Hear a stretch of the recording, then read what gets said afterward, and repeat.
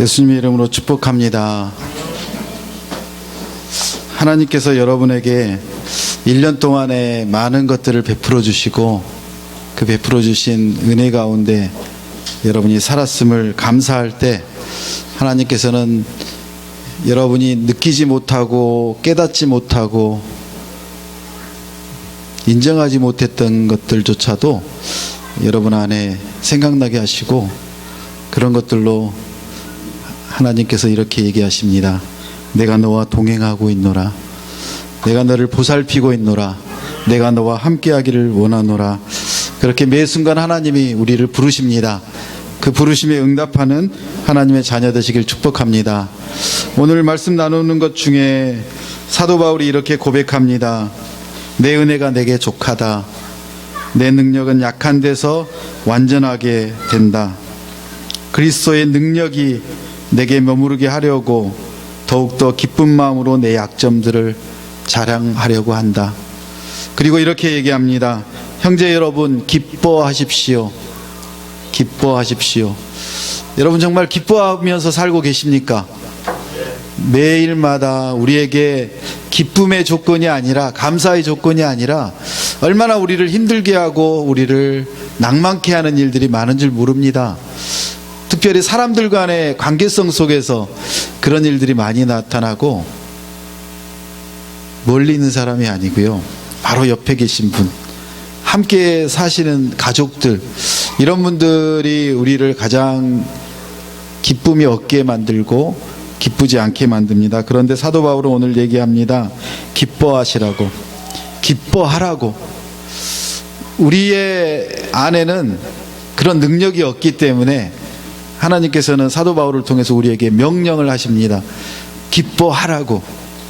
우리가 그 기쁨에 순종할 때 낭떠러지에서 떨어지고 밧줄을 매달고 있었던 그 죽어가는 사람이 하나님의 음성을 듣고 그 밧줄을 끊지 못하고 동사되었던 것과 같이 우리는 매 순간마다 우리 안에 있는 기쁨을, 우리가 기뻐할 수 있는 조건들을 너무나 찾다 보니까 우리가 기뻐할 수 있는 시간이 없는 것 같습니다.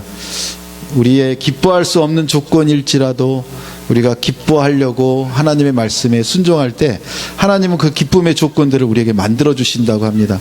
우리의 발이 먼저 띄어질 때 하나님은 우리에게 그것들을 보게 하십니다. 우리는 너무나 사단에게, 세상에게 눈이 가려 있습니다. 그래서 우리의 눈으로 보고 만져보지 않으면 우리는 그렇게 깨달을 수가 없습니다. 그런데 요즘 어떻게 하시는 줄 아시죠? 병원에 가면 진단을 어떻게 하나요? 다 배를 가르고 손으로 집어넣어서 열고 이렇게 진단하는 게 아니죠. 초음파로, CT로, MRI로 우리의 모든 것을 스캐닝을 합니다. 그리고 그 모든 사람들의 데이터들을 모아서 빅데이터로 어떤 부위에 어떤 모양의 어떤 색깔의 그런 것들이 있으면 이거는 틀림없이 결절이고 이거는 암이고 이거는 어떤 현상이라는 걸 우리에게 알려줍니다. 그래서 이제는 의사도 그거를 따라갈 수가 없습니다. 우리나라에 한 20여 대 가까이가 지금 들어와 있고 들어오고 있는데 그런 로봇들이 어떻게 합니까? 바로 그런 스캐닝한 자료들을 집어넣으면 그 자료들을 기초로 해서 이 사람은 어떤 문제가 있으니까 어떤 처방을 하고 어떤 수술을 하는 게 훨씬 더 좋다라는 진단을 내립니다. 그럼 의사들은 그걸 보고 아, 이게 맞다라고 그렇게 얘기합니다. 왜 그럴까요? 의사들은 배울 때 잠깐 한 10년, 15년 정도 배우고 그리고 임상을 하고 그리고 자격증을 땁니다. 전문의라고 자격증을 따서 가서 뭐 합니까? 열심히 환자들을 봅니다. 하루에 볼 수 있는 환자가 많지가 않습니다. 1년에 볼 수 있는 환자가 얼마 되지 않습니다. 그러면은 그 많은 환자들을 보고 많은 데이터를 가지고 있어야 되는데 기껏 본인이 경험하고 배웠던 그 지식의 한계를 가지고 계속적으로 써먹습니다. 그리고 능숙하게 합니다. 오퍼레이터가 됩니다. 전문이라고 하는 게 어떤 새로운 것을 도전하고 시도해서 어떤 일을 할 수 있는 사람들이 아니라 모르면 뒤에 가서 논문 찾아보고 있습니다. 그리고 그 논문으로 어떻게 적용했으면 좋았다라는 것을 통계적으로 활용해서 합니다.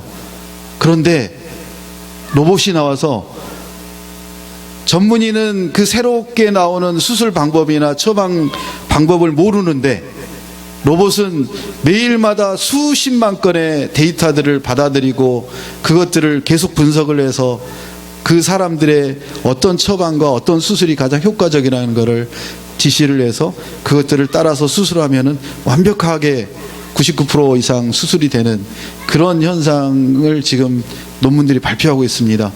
보이지 않는 것들입니다. 우리는 보는 거에 너무나 한정적으로 그 보는 것만 가지고 판단해서 그 보는 것들로 하다 보니까 너무나 어렵습니다. 근데 오늘 얘기합니다. 기뻐하라고, 온전하게 되기를 간구하라고, 그렇게 노력하라고. 하나님 우리에게 주신 그 능력으로 우리는 약해져서 깨지기 쉬운데, 깨져서 우리가 어떤 것들을 할 수 없는데 우리는 강한 척 하려고, 내가 모든 것을 할 수 있다라고 그렇게 하다가 어느 순간에 처절하게 꺾이고 무너지고 그리고 후회합니다. 그때 내가 그 얘기를 들었어야 되는데, 내가 그때 약하다는 것을 얘기했어야 되는데. 작년에 이세돌 그 기사가 알파고에게 한 번을 이기고 그게 유일한 인공지능 로봇과 싸워서 이긴 유일한 게 됐잖아요. 지금은 어떻습니까? 이제는 알파고의 수백 배 되는 능력으로 그 로봇이, 인공지능 로봇이 개발이 됐는데 어떻게 하느냐면 옛날에는 기보를 가지고 그 기보로 이렇게 학습을 했습니다. 근데 기계 학습을 할 필요가 없습니다. 왜냐하면 자기들끼리 둡니다. 자기들끼리 둬서 이제는 뭐 이세돌쯤이야 뭐 그냥 가볍게 할 수 있는 정도의 능력을 가지고 있습니다. 우리가 너무나 하나님이 주신 능력을 우리는 활용을 못합니다. 그런데 기계는, 컴퓨터는, 로봇은 그거를 너무나 잘 활용합니다. 왜냐하면 사람이 시킨 대로 할 수밖에 없게 만들어졌기 때문에. 그런데 하나님은 우리를 만드시고 우리에게 놀라운 자유를 주셨어요. 자유를 주시고 그걸 하라고 하니까 어때요? 우리 마음대로 하려고 하죠. 우리가 너무나 깨지기 쉬운데 우리는 안 깨지겠다고 그렇게 아둥바둥을 쳐가면서 우리의 것들로 삼으려다 보니까 우리가 너무 피곤하고 너무나 괴롭고 힘들고 포기하고 싶고 그렇게 떠나고 싶어하는 우리의 모습입니다. 그런데 우리 공동체를 향해서 하나님께서 4년 전에 계획하셨던 것은, 그래 너네 것들을 내어놓아라, 너네 가진 것을 내어놓아라, 내가 부어주리라. 너희가 받으려면 내어놓은 만큼 내가 부어주겠다고 말씀하십니다. 우리에게 기쁨을 주시고 우리에게 온전하게 그렇게 살아갈 수 있도록 서로를 격려하라고 명령하십니다. 우리는 야단을 맞고 혼이 나고 그리고 매 순간마다 잔소리를 들으면 어떤 생각이 드느냐면 청개구리 생각이 듭니다. 우리 전도사님이 자주 써먹는 방법이죠. 그 청개구리 수법이라고 해서 이렇게 가라면 저렇게 갑니다. 그게 우리에게 몸에 박혀 있는 것 같습니다. 그런데 하나님이 말씀하십니다. 격려하라고, 감싸주라고, 안아주라고.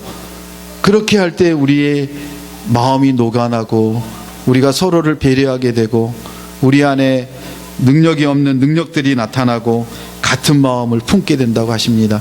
같은 마음을 품는다는 것은 무엇입니까? 가족이 같은 마음을 품으면 어떤 상황 속에서도, 방 하나에서 그렇게 많은 사람들이 살았던 우리 선배 어르신들도 그렇게 기쁘게 살았습니다. 그런데 요즘 어떻습니까? 집에 가면 각자가 방을 하나씩 독차지하고 방에 들어가면 문을 닫고 안 나옵니다. 나와서 같이 과일 먹자고 하면 갖다 달라고 합니다. 어떻습니까? 좋은 가정입니까? 아닙니다. 우리가 그것들을 하나 되는, 그리고 같은 마음을 품는, 그리고 서로가 합평하는, 잘 지내자고 하는 것들을 우리는 깨버리고 그렇게 살아가고 있는 모습입니다. 사도 바울이 고린도후서 마지막에 우리에게 말합니다. 너희는 기뻐하고 온전하게 되기를 힘쓰고 서로 격려하고 같은 마음을 품고 화평하게 지내라고 합니다. 왜냐하면 그렇게 하면 사랑과 평화의 하나님이 우리와 영원히 함께 하시고 우리의 갈 길을 지켜주시고 인도하시고 우리와 넉넉하게 교제하신다고 하십니다. 우리가 예배한다는 게 무엇입니까? 예배란 바로 그 하나님을 만나는 것입니다. 하나님과 교제하는 것입니다. 그런데 우리의 예배 자리에 나오는 게 너무나 힘들고 어렵다면 점검해야 됩니다. 그 하나님이 여러분 안에 혹시 안 계실지도 모릅니다. 여러분이 그 하나님을 사모하지 않을 수도 있습니다. 하나님은 문을 여시고 여러분이 들어오기를 간절히 기다리고 계시는데, 여러분이 두들기기만 하면 문을 열어주시려고 기다리고 계시는데, 우리는 그 하나님이 아니라 우리가 원하는, 우리가 바라는 그런 욕망과 그런 일들을 이루기 위해서 그렇게 많은 시간을 다른 데 보내다 보니까 우리가 하나님을 만나러 오는 시간이 너무나 부족하고 없어지는 것 같습니다. 하나님께서 이렇게 공동체를 허락하시고 교회를 주신 이유는 서로를 격려하고 서로를 살리고 서로 화평하고 한 마음을 품고 그렇게 하나님 안에서 살아가라고 하십니다. 그런데 그것들을 할 수 있는 좋은 방법이 있습니다. 바로 중보기도입니다. 나를 위한 기도가 아니라, 하나님은 천국을 이렇게 묘사하십니다. 너희 숟가락으로 밥을 먹으려 하면 너는 굶어 죽을 것이다. 아니, 천국인데 굶어 죽어요? 그래, 죽을 거야. 왜냐하면 천국의 원리를 너희가 인정하지 않고 살지 않기 때문이라고 말씀하십니다. 천국은 어떤 곳입니까?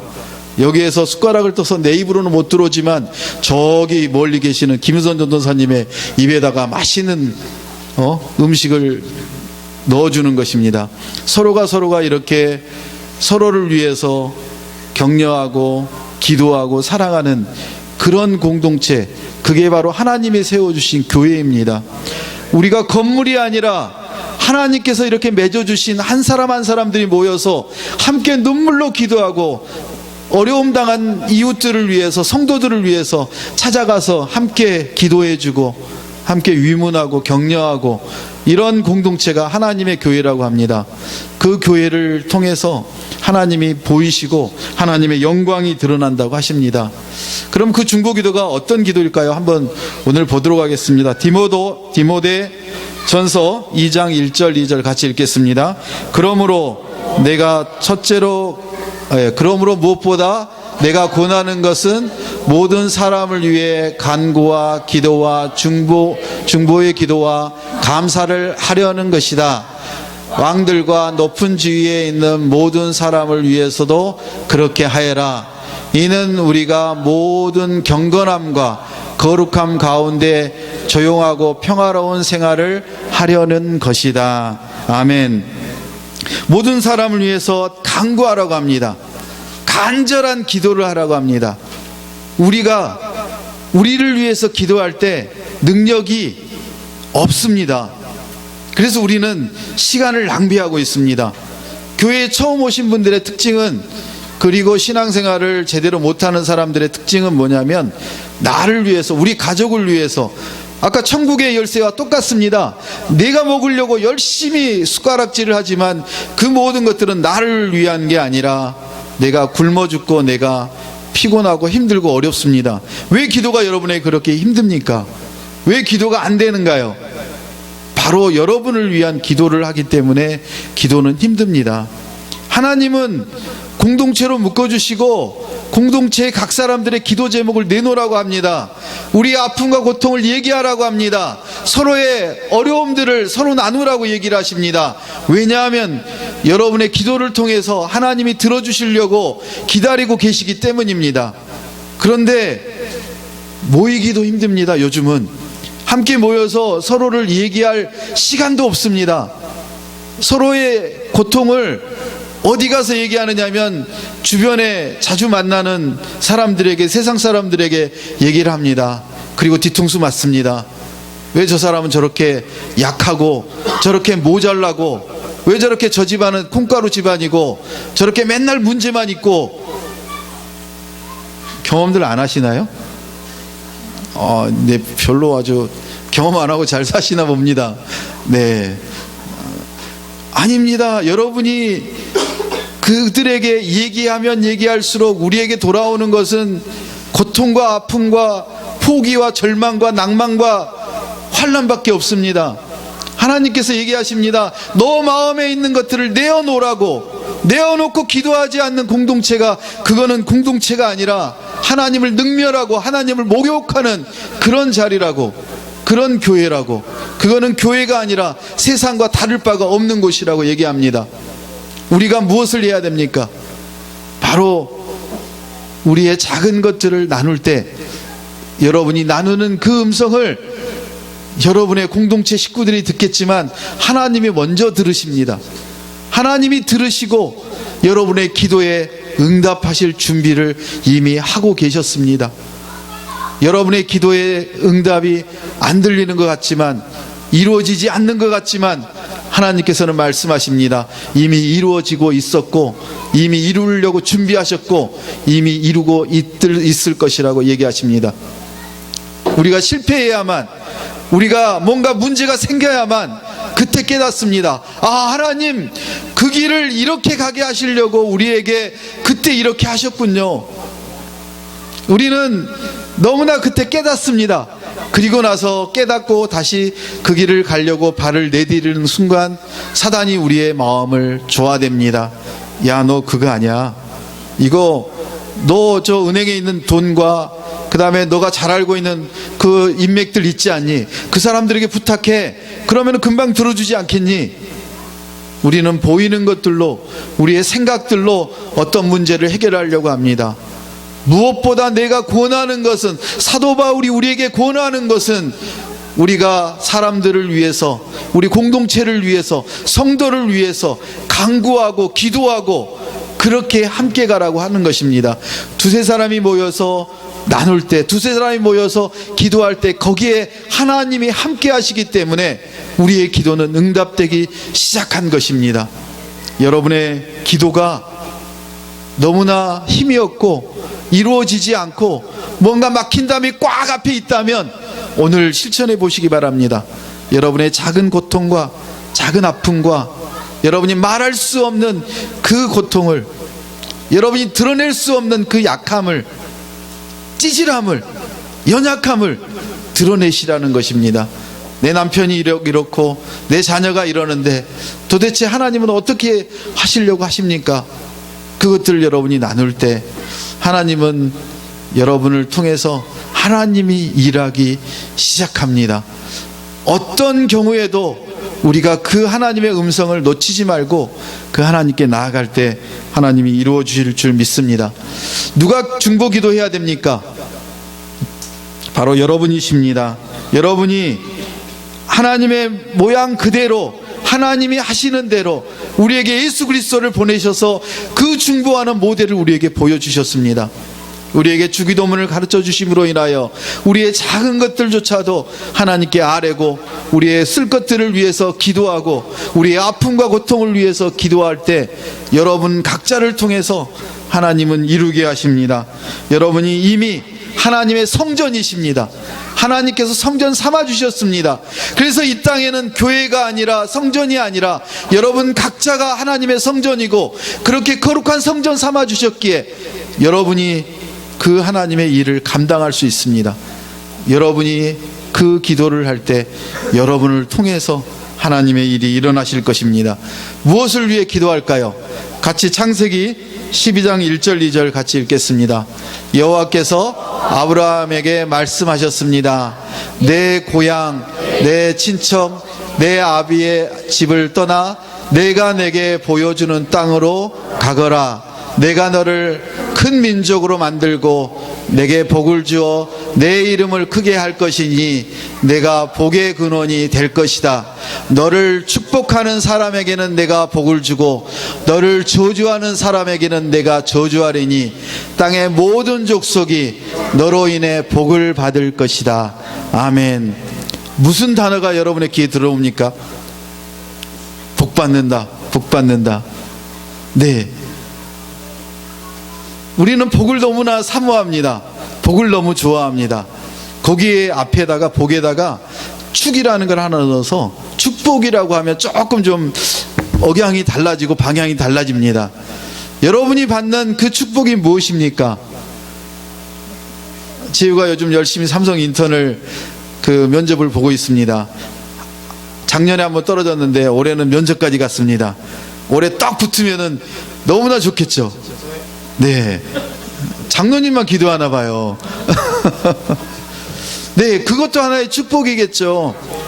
더 큰 축복이 무엇인지 아십니까? 우리 고장로님하고 방권사님이 싫어하실 말인데, 제후가 떨어지는 거예요. 그게 축복이래요. 왜 그러신 줄 알아요? 왜냐하면 제후는 아직도 시간이 있고 다듬어져야 될 그런 원석이기에, 제가 이번에 모의 면접을 같이 여기 앉아가지고 2번을 한 2시간 정도 해봤나 봐요. 근데 깜짝 놀란 거는요, 대학교 4학년인데 원석이에요. 원석이 뭔 줄 아세요? 아직 다듬어지지 않는 너무나 순수한 아이예요. 그래서 제가 뭔가 면접관으로서 질문을 하면 좀 가릴 건 가리고 숨길 건 숨기고 자기가 잘하고 정말 드러나는 것들을 얘기를 해야 되는데, 제후는 다 얘기를 해요. 제가 이거는 잘못이고요, 부족한 거고요, 제가 이런 건 잘하고요, 이런 거를 위해서 제가 그동안에 이렇게 준비를 했고요. 너무나 얘기를 잘하고 머릿속에 책이 꽉 들어가 있어요. 그런데 하나님이 원하시는 것은 그 상태로 두면 너무 위험하다는 거예요. 왜 위험할까요? 잘 되면, 지금까지 제후가 실패한 게 별로 없거든요. 저도 실패한 게 별로 없어요. 실패한 거 한 가지가 있는데, 그건 언제 기회가 되면 얘기를 할 거예요. 저는 뭐 일사천리로 원하는 방향으로 하나님이 이끄시는 대로 그렇게 나아가고 가는 길이 얼마나 화평했는지, 너무나 좋았는지, 제 능력으로는 어떤 일을 할 수 없다라고 저는 제가 저를 알아요. 이것도 교만이죠. 그런데 하나님이 이끌어 가시는 그 과정 중에 역시나 이렇게 치시는 것들이 있더라고요. 그래서 대학 때 많이 그런 맛을 봤었고요, 결혼하고 한 20년 만에 또 그런 맛을 봤고요. 그런 것 같아요. 그래서 제후가 만약에 이번에 떡 삼성의 인턴으로 합격을 해버리면 미안하지만 제 말이나 부모님 말이나 교수님 말이나 아마 제후 귀에 안 들어갈 거예요. 왜냐하면 제후가 너무나 잘났기 때문에. 정말 잘났어요. 여러분 한번 만나보세요. 그래서 제후의 약점은 원석 같고, 그 다음에 하나님을 아직 인정 안 한다는 게 아쉬운 점이에요. 그래서 하나님이 어떻게 제후를 또 다스리실까? 엄마 아빠를 통해서 하나님이 일하고 계심을 제가 봤습니다. 우리는 우리의 생각으로, 우리의 방법으로, 우리의 계획으로 그 모든 일을 하려고 하기 때문에, 우리가 생각하는 대로, 우리의 원하는 대로 이루어지면 그게 축복이고, 우리가 원하는 대로 되지 않으면, 우리가 원하는 방향으로 되지 않으면 그거는 저주이고 축복이 아니라고 생각을 합니다. 그런데 하나님께서는 오늘 아브라함에게 이렇게 얘기합니다. 내 친척, 내 아비의 집을 떠나라고 합니다. 떠날 수 있습니까? 목회자는 준비하라고 하는 게 몇 가지가 있습니다. 언제든지 가방 쌀 준비를 하고 있으라고 합니다. 떠나라고 합니다. 하나님께서 떠나라고 할 때 떠나야 됩니다. 제가 다음에 떠날 때 저를 붙들지 말아주시기 바랍니다. 63빌딩에서 발로 차버리시면 될 것 같습니다. 왜냐하면 여러분이 붙드는 것보다 하나님이 붙들어 주시는 게 그게 축복입니다. 저는 여러분을 너무 사랑합니다. 여러분과 함께 제가 은퇴할 때까지 여기 있고 싶습니다. 그런데 우리 송 권사님만 아멘 하시네. 그런데 하나님은 그렇게 안 하십니다. 목회자는 언제든지 떠날 준비를 해서 하나님이 가라시는 대로 가십니다. 분당 샘물교회 박은조 목사님은 많은 어려움을 당하시고 정말 매스컴에도 많이 나오신 그런 목사님이십니다. 강남에 계실 때 교회를 멋지게 하고 많은 사람들이 모였을 때 박은조 목사님이 선택한 길은 그 교회에서 잘 먹고 잘 사는 길이 아니라 그 교회를 후배 목사한테 물려주고 새롭게 분당에다 개척하셨습니다. 그리고 그 분당에 개척한 그 교회에서 그리고 문제가 일어났습니다. 우리가 보는 문제가 아닙니다. 세상 사람들은 문제라고 하는데 하나님의 놀라운 축복이 그 교회의 목사님에게 임한 것입니다. 그리고 또 그 목사님은 또 떠났습니다.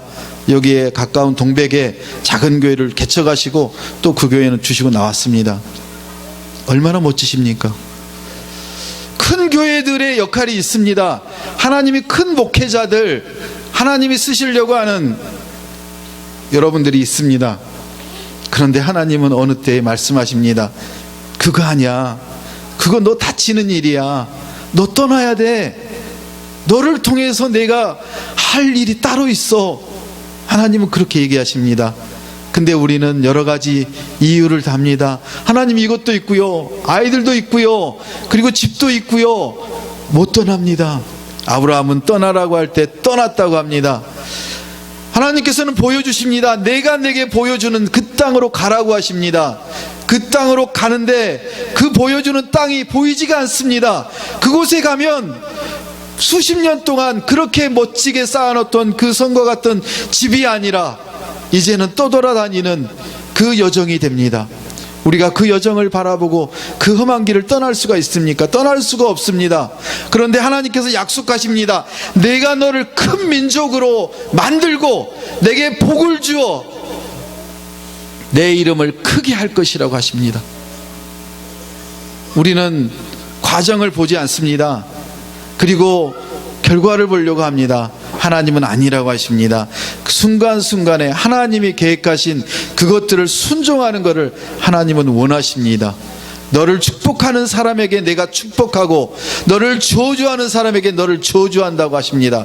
땅의 모든 족속이 너로 인해 복을 받을 그런 하나님의 놀라운 언약을 아브라함에게 세워주십니다. 우리가 기도해야 되는 것은, 우리가 무엇을 위해 기도해야 되느냐 하면 하나님의 약속을 붙들고 기도해야 됩니다.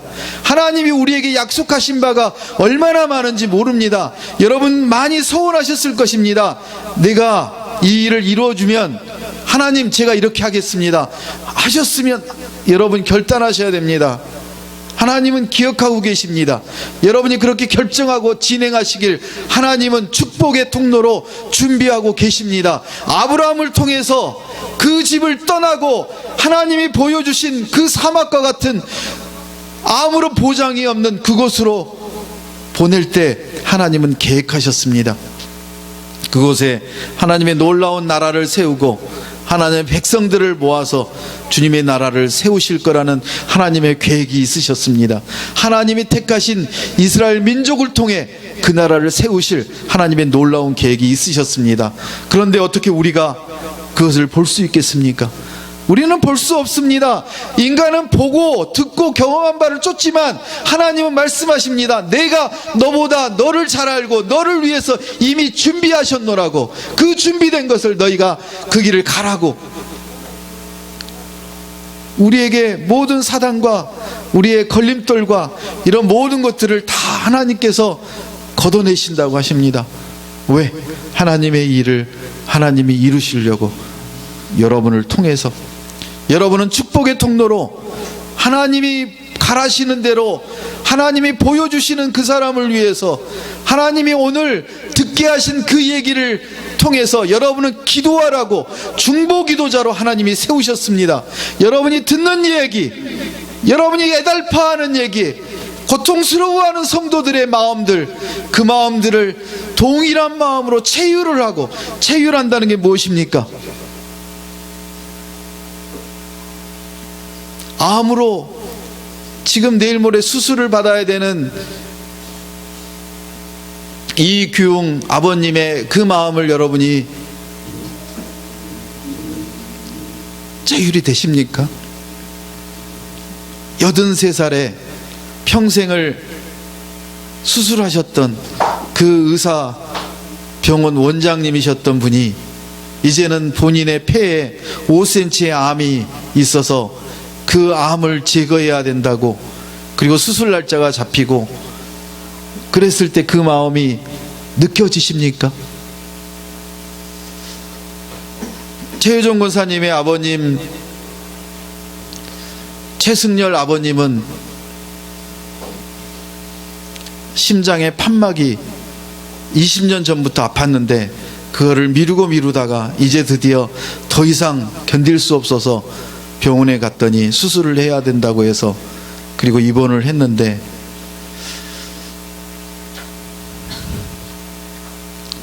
그 고통의 아픔에 수술의 걱정에 그렇게 있을 때 지나가는 제1량 전도사가 들려서 하나님을 소개하고 복음을 전하고 그 예수님을 주님으로 받아들이시겠냐고, 믿겠냐고 했을 때 얼마나 그 마음이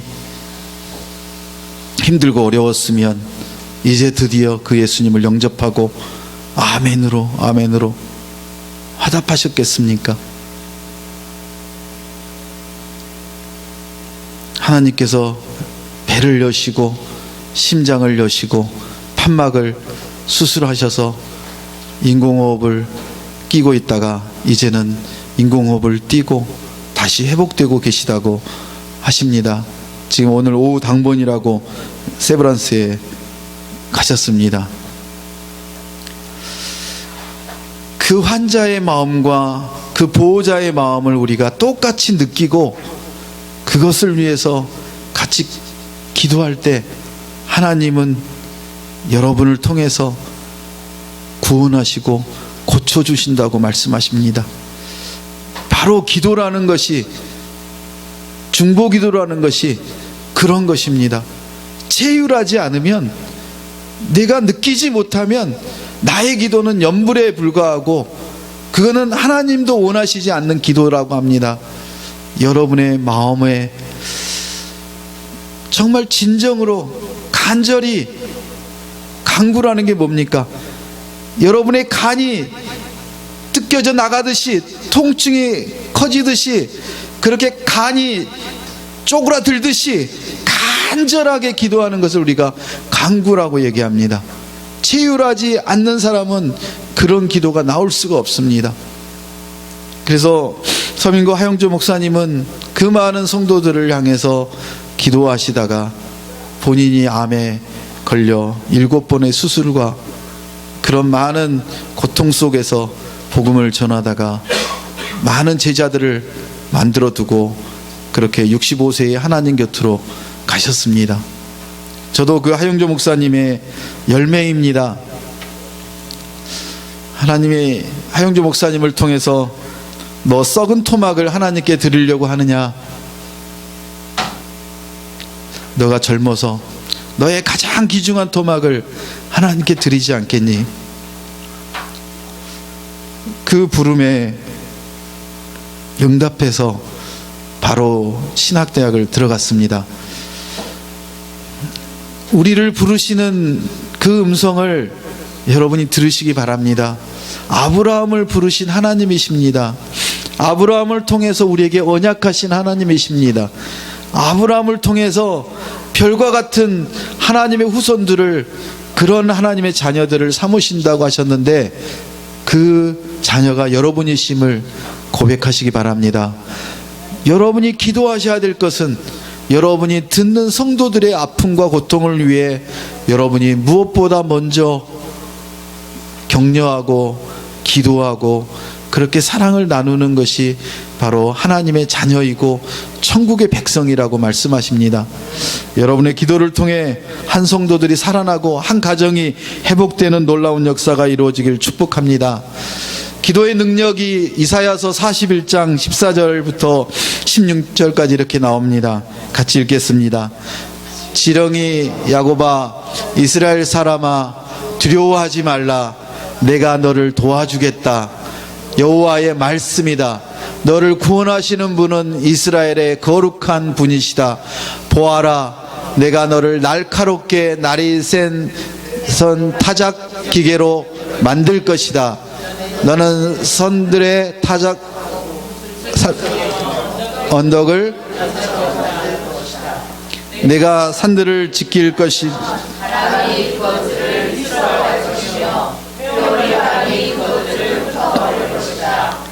너는 여호와를 기뻐하면서 이스라엘의 거룩한 분을 찬양할 것이다. 아멘. 제 눈이요, 작년부터 갑자기 안 보여갖고요, 저기 있는 글씨도 잘 안 보여요. 요즘 그래서 설교 준비할 때 좀 어렵습니다. 안경을 꼈다 벗었다 켰다 벗었다. 저의 약함입니다. 예.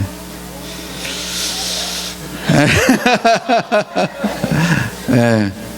우리가 아까 오전에 고백하지 않았습니까? 사도 바울의 고백입니다. 우리가 잡고 있는 것을 내려놓을 때, 우리가 잡고 있는 것을 내려놓을 때 우리에게는 하나님의 능력이 우리에게 임한다고 말씀하십니다.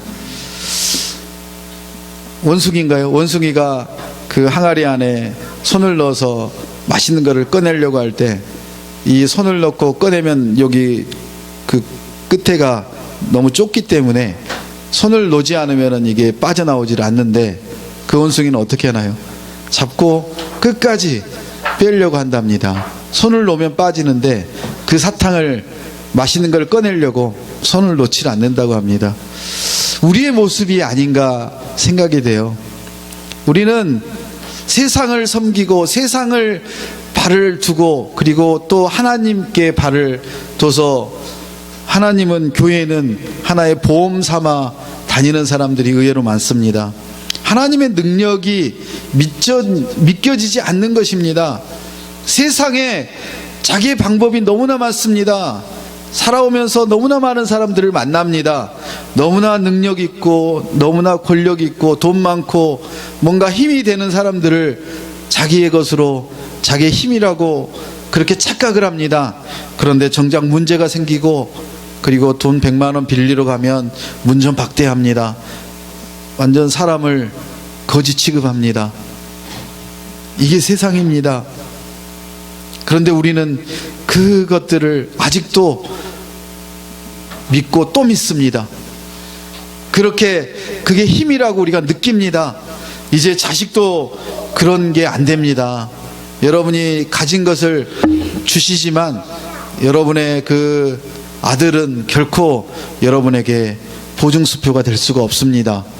그런데 아직도 그 아들에 매달려 있는, 그 아들의 것들을 통해서 많은 것들을 보증이 될 거라고 착각하고 있습니다. 간혹 그런 아들이 있습니다. 저 같은 아들이요. 안 웃으시네. 네, 그런 아들 없어요. 제 큰아들이 여기 오지만, 제 큰아들이 하고 싶지만, 여러분 아시잖아요. 어떤 며느리가 들어오느냐에 따라서 그거는 아들에게 권한이 없어요. 몰래 몇 번을 할 수 있어요. 근데 안 돼요. 우리가 너무나 속고 살고 있어요. 그래서 하나님은 얘기하시죠. 끊임없이 너 아들 아니야, 내 아들이야. 너 손을 놔. 내가 키울 거야. 왜 그렇게 안달복달하고 붙들고 있니? 하나님은 얘기하십니다. 내려놓으라고, 하나님께 맡기라고, 하나님이 하실 거라고. 하나님이 하실 건데 왜 너가 그렇게 간섭하고 하나님께 떼어놓고 그렇게 있느냐고. 요즘 재준이가 재밌어요. 재준이가 전도사님 생신이라고 금요일날 무슨 선물 가져온 줄 아세요? 가방에서 딱 꺼내요, 선물을. 봉지 안에 뭐가 담겨 있어요. 무 2개. 알타리 무 2개를 유치원에서 그날 무를 뽑았대요. 그 무를 뽑아서 2개를, 이거를 자기는 사랑하는 전도사님의 오늘 생신이니까 생신 선물을 드릴 거라고 가방에다가 숨겨가지고 놀래켜 주려고 가져왔다고 꺼내는 거예요. 놀랬어요. 그래서 네, 슬기반 박재준. 냉장.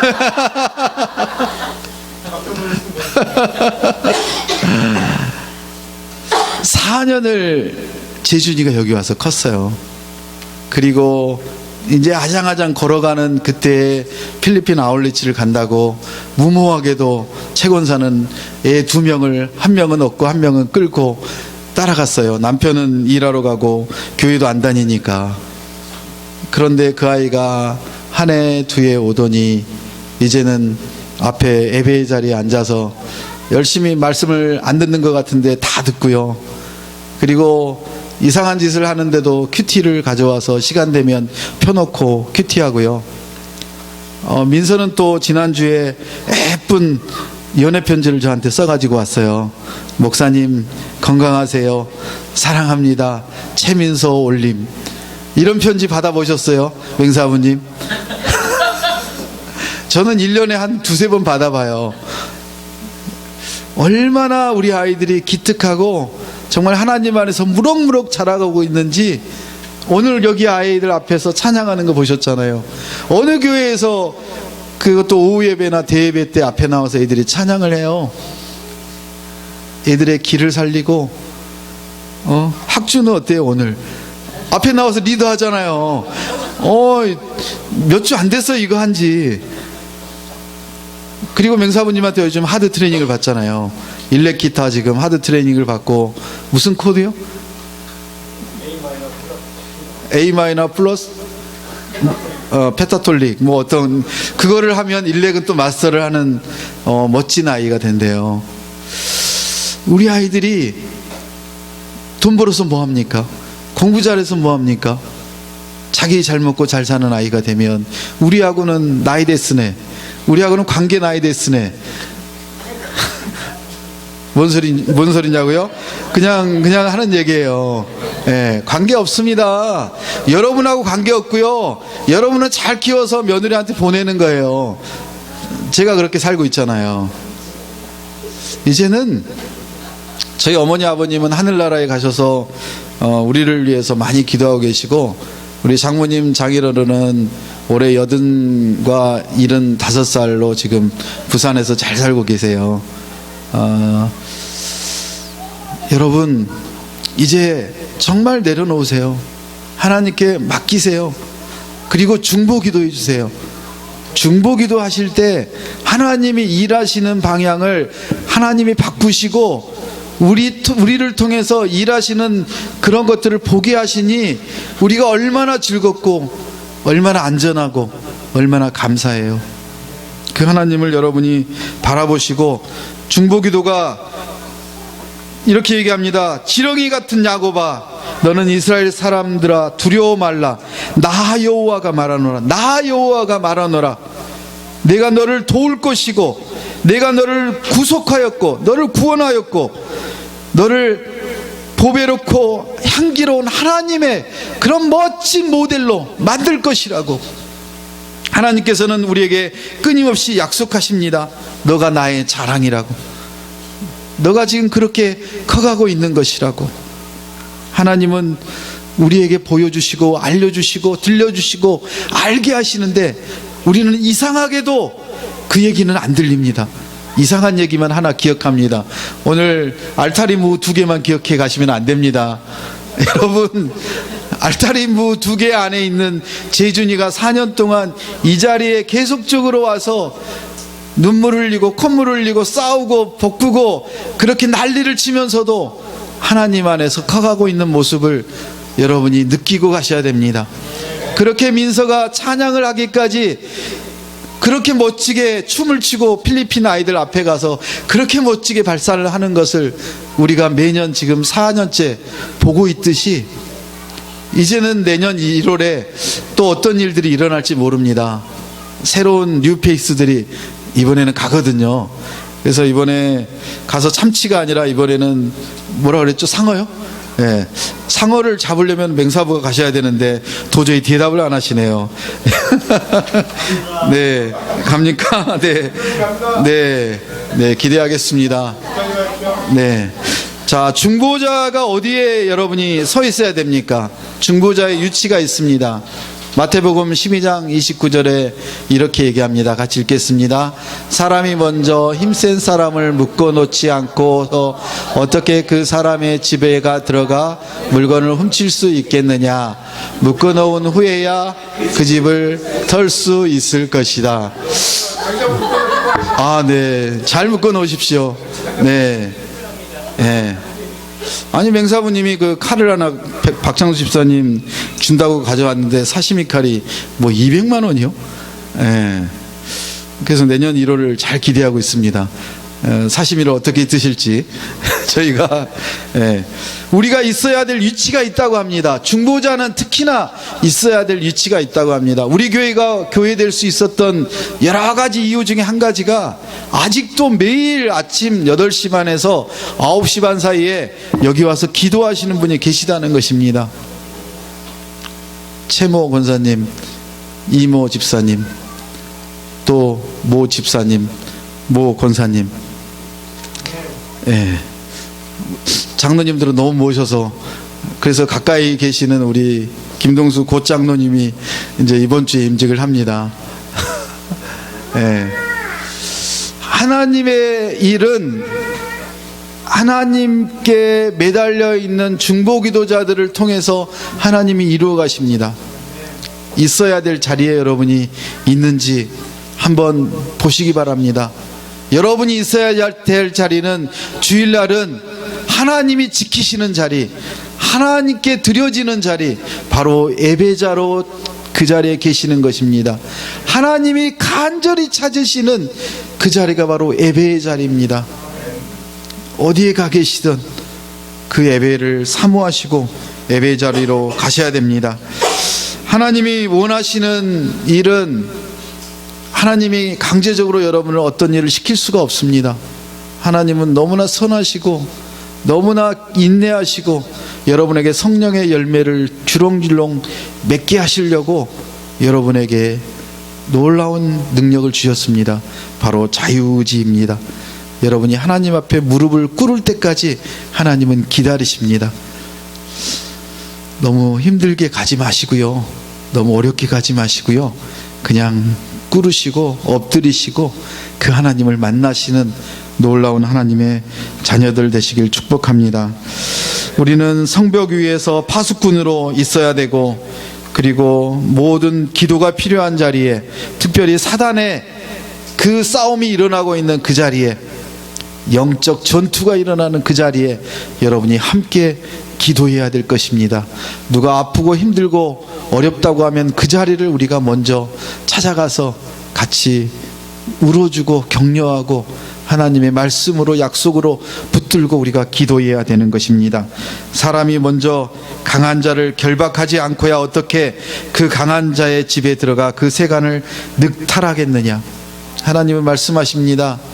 하나님께서 우리에게 놀라운 권능과 지혜와 능력을 주셨는데 우리가 말씀으로 그들을 붙들지 않으면 하나님의 역사가 일어나지 못합니다. 하나님의 역사가 일어나게 하려면 여러분의 기도가 간절히 필요합니다. 기도하는 자녀로, 중보하는 자녀로, 예배하는 자로 그렇게 살아가시길 축복합니다.